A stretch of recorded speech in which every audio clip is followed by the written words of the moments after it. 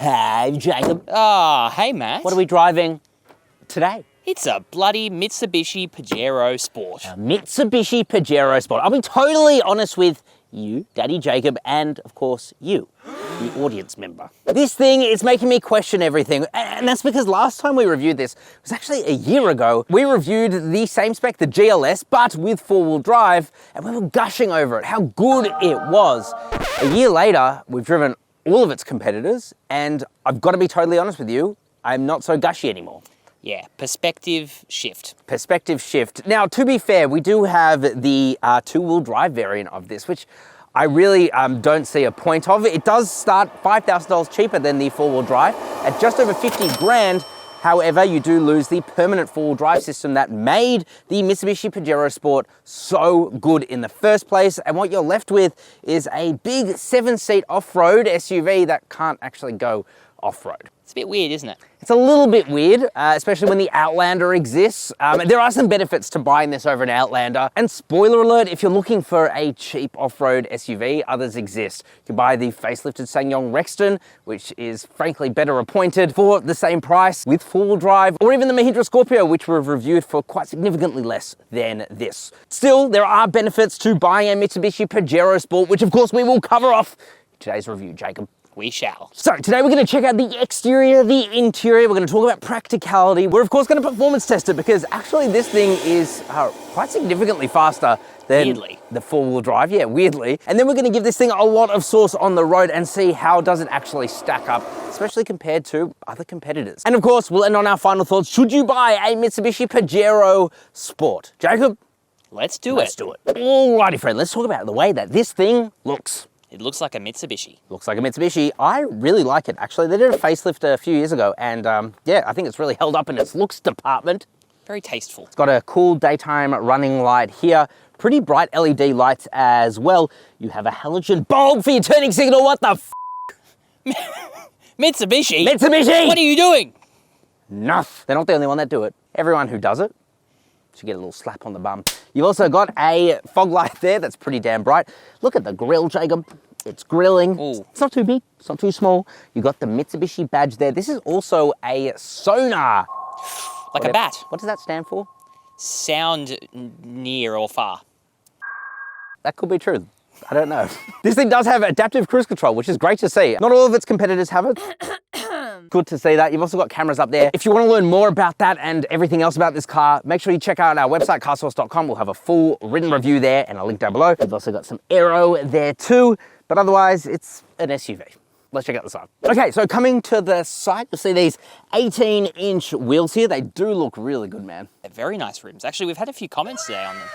Yeah, That's pretty weird. Weird, yeah. We don't get a lot of comments on cars, and to get it on the Pajero Sport for its wheels, interesting. But anyway, cool to see. I quite like the design. You have some of the shiniest, most reflective mirror caps ever. They're my favorite feature of the car. You loved that, didn't you?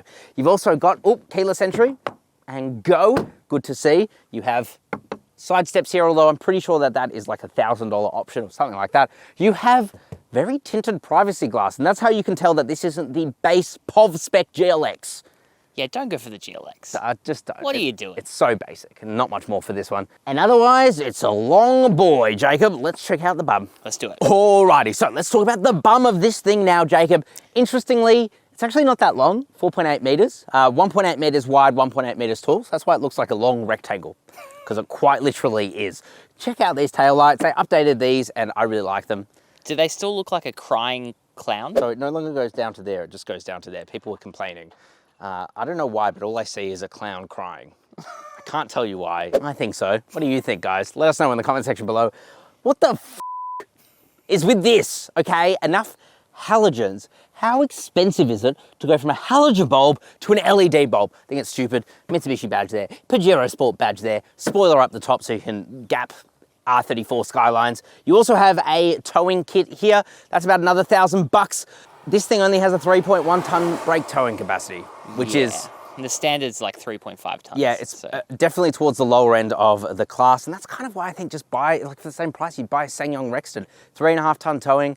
It's kind of nicer on the interior. Actually, Jacob, we'll talk about that in a sec. Let's talk about this. Ooh, a powered tailgate. Ow. I was not ready for that one. You weren't, were you? With all 3 rows up, you actually get a bit of space. You've also got a small bit of underfloor storage. To drop the 3rd row is a bit annoying. You have to lift up the base and then drop them down, a bit silly. Anyway, then you get quite a lot more space. You can also drop the 2nd row and then you can get even more space. And it's actually quite impressive when you open it up all the way. It's just a little bit cumbersome having to raise the 3rd row and drop it. It's just weird. I will say though, we did I think we went a bit overboard on our last review saying how terrible it was. God damn, right? And then, yes, you get 500 litres of space, but your sanity is gone.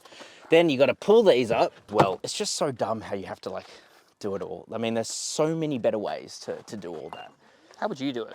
I'd do it like the Ford Everest or the Isuzu MU-X or the Toyota Fortuner or something else. And now that we've experienced some other cars, like the Toyota Fortuner, it doesn't seem so bad. Exactly right. Or even the Mahindra Scorpio, that's way worse. So yeah, look, that's pretty damn good. All right, Jacob, let's check out the interior. Let's do it. First of all, guys, the amount of beeping and bonging this car does, it's unbelievable. It drives me mad. Okay, so coming into the interior now of the Mitsubishi Pajero Sport. Look, it felt old last year and it felt old the year before. It's actually feeling pretty damn old now. It's prehistoric. Yeah, look, it's not the best interior. I think it's actually really functionally laid out and it does everything most people would really want, but it doesn't feel very special in here. It feels quite cheap, to be totally honest. So, scratchy materials kind of everywhere, and where they're not scratchy, they're just like this, you know, 90s era cloth, you know? It's just not... Yeah, and I would say that cloth will probably get pretty worn out over time too. Yeah. Don't know that for sure, but I can see exactly what you mean. The seats themselves, I actually find them quite comfortable, but Jacob, you've spent more time in them. Thoughts? They're okay. There's some amount of lumbar support, but not much.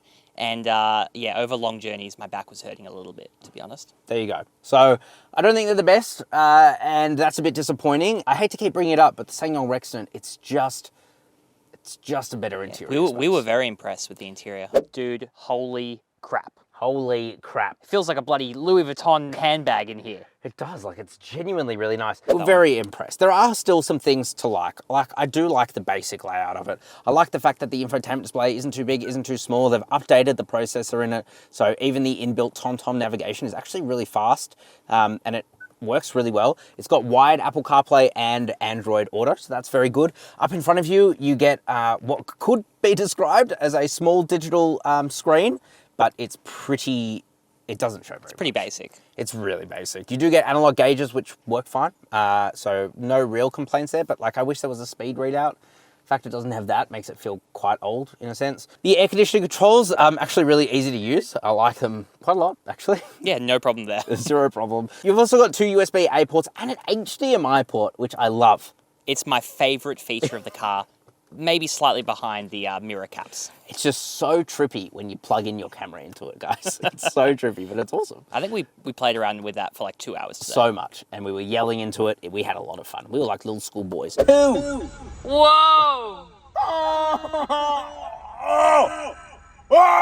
Out of focus.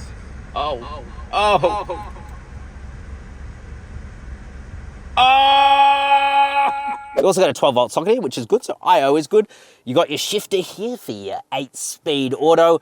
And then storage-wise, it's okay too. Not the best, but it's okay. So you got a little coin tray here with a couple of cup holders, a very small storage area here, but still something. The glove box is pretty big, actually, so that's good. No air conditioning vents into that, though, which is a bit of a loss. The center armrest is, again, that weird cloth, but you do have a little bit of storage in there. Again, not the best. And the door bins as well, they can just fit a large bottle of Coke, for example. So again, good, but certainly not class leading. Definitely towards the lower end of the class. Same with the steering wheel, right? Like it's actually quite nice to hold on to, but it's literally like Mitsubishi's early 2000s steering wheel. Yeah, which some people will like, but yeah, it's feeling a bit dated. And I think that this interior is a bit more disappointing to me just because I have actually spent a little bit of time in the new Mitsubishi Triton, the all-new Mitsubishi Triton, where the interior space is just such a major step up. And Mitsubishi knows that this is an older interior and that it doesn't feel so quite nice. So I'm just kind of holding out for the next Pajero Sport, which I know is going to be fantastic on the interior because it's going to copy the Triton, and the Triton is already fantastic. And by the way, if you want to watch my full Triton review, there will be another one coming out when we can actually drive it on the roads. So make sure you subscribe to the channel for that. Other things, Jacob? The adjustability of the seat isn't that great. No. I mean, at least you get lumbar support, but Yeah, that's at least you get lumbar support. Speakers in here are pretty good. yeah. 6 speakers, and they surprisingly sound quite good, I'm not going to lie. But otherwise, that's it. That's it. It's quite a, I guess, a basic interior, and some people are going to love that. But I think in 2024, this is feeling dated, very dated. Very much so. Anyway, let's check out the back seats. Okay, so coming into the back now, and one place, Jacob, I would say that this is probably class leading. It's just space. Yeah, and the stadium style seating is pretty cool It's too. really good. So I'm 5'11". I've got so much leg room, heaps of toe room as well, and also quite a good amount of headroom. So longer journeys back here are not a bad thing, especially, as Jacob said, stadium style seating. So the back seats are sitting higher than the front seats. So it gives you a good view around. Love to see that, man. That's Very really nice. good. Yeah. You have also 2 USB-A ports here and a household socket, which is 150 watts. So that can charge most computers. So you can work in the back if you wanted to, and you won't be uncomfortable because you have quite powerful fans in the back. Genuinely. Separate fan controller there. The seats are, again, the same cloth. It really doesn't feel that nice. You've also got a center armrest with a couple of cup holders, which is always nice to see. You can also recline these seats, and they go really far back. So again, You can almost lie down. a good thing to see. There is a third row, and getting into it is not the easiest thing, just because the floor of this car is actually really quite high. That also leads to another issue, which is, even though I've actually got a lot of leg room, toe room, and headroom is okay, the real issue is that my legs are at a terrible angle. So adults sitting back there will not be comfortable. Yeah, your knees are basically around your ears. Yeah, it's really not that great. But if you've got kids or even smaller adults, they're actually going to be fine in the back, which you can't say of every competitor. That's true. So, Jacob, that's enough ranting, okay? It's enough slamming down, dunking on the Mitsubishi Triton, Pajero Sport. It's time to let it dunk on us. See how fast it is, because it's surprising. Alrighty, Daddy Jacob, it's time to launch the Pajero Sport. Last time, in the all-wheel drive, four-wheel drive, we got 11.4 seconds. 11.47. There you go. Now we're doing it in the two-wheel drive. Let's see if you get less powertrain loss. Theoretically, this should actually be faster. Might slip a bit. Fist me. Oh! Oh, painful. All right. Good grip. That was actually very good off the line. Yeah. Come on. Feels all right, you know. Let's go. Oh, come on. Stop changing gears. Oh, wow. What? Wow. That's a lot faster. 0 to 100 in 10.17 seconds. That's insanely faster. Wow. Okay, maybe that's the reason. Maybe that's the reason you go for an all-wheel drive, four-wheel drive. It's definitely not. No. But that was pretty impressive. All right, Jacob, let's try this thing normally. Okay. Alrighty, friend. Oh, yeah. Driving the Mitsubishi Pajero Sport. Oh. Okay, so powering this thing is the venerable, big word, 2.4 litre turbo diesel Engine. I'm lost for words. Puts out 133 kilowatt of power, 430 newton meters of torque. Where's the paddle shifters? There's none. Where's the paddle shifters? Are you being serious right now? You think you get paddle shifters in a Mitsubishi Pajero Sport? Do you not remember what they were last time? I do remember. I do remember. Why'd they go? But that's not the same one. Put it into Sport mode? Yeah, but with paddle shifters. Did it do anything? Shh. There actually isn't a sport mode. Oh. I don't know why this has the world's best column-mounted paddle shifters that are metal. It's honestly unfitting. Where'd they go? This isn't a four-wheel drive. You only get that in the four-wheel drive? Yes. Well, that just suckerinos, doesn't it? So, yes, this thing does not have four-wheel drive. In fact, it is the two-wheel drive. And, we'll come back to it, right? But I'm a little bit perplexed about why you would buy one of these. That's a big word. That's another big word. I'm just full of big words. Oh, my goodness. I'm perplexed at how a car like this can corner like that. Yeah, actually, you know what? Its handling dynamics are pretty good. So, let's talk about that. We do have a hydraulic suspension. Steering. It's a bit hydraulic. But look, it's fine. Suspension tune, again, it's actually quite comfy. It's quite nice. It's not going to rock your world, being a body on frame construction. You know, you got two steel beams. This thing weighs a lot. It weighs a lot. It's a heavy boy. It's a hefty boy, and that kind of brings me back to, well, why would you buy the two-wheel drive? If you're looking to save money, right? You don't want to spend the $5,000 to get the four-wheel drive. Well, then why wouldn't you save money and go get yourself a SsangYong Rexton? Or a Mahindra Scorpio. Yeah, which we spent 3 months in. We have our long-term review up on the channel. Here's the twisties. Oh my God, there's twisties. So, because we don't have the four-wheel drive system, which has a permanent four-wheel drive system, you can actually drive that on road like this. It means that we don't quite have the same traction levels that we do before. It's fine, and because it's a dry day, it's totally fine. But on a wet day, you do notice that. You notice some slippage. You know, a little bit of slippage. A little bit of as is normal happiness. for a rear-wheel drive anything. But you know, again, you're kind of missing out. Let's put our foot down. Give it some power. Give it some Give us 133 kilowatts. It's actually pretty decent. It's not bad. The one benefit of not having the four-wheel drive system, well, there's two actually, it's lighter, right? And therefore the handling is a little bit sharper, but also you get less powertrain loss. So you get to use a bit more of the 130 kilowatt. It does put it down pretty well. Yeah, it does put it down pretty well. There hasn't really been any slippage. Oh!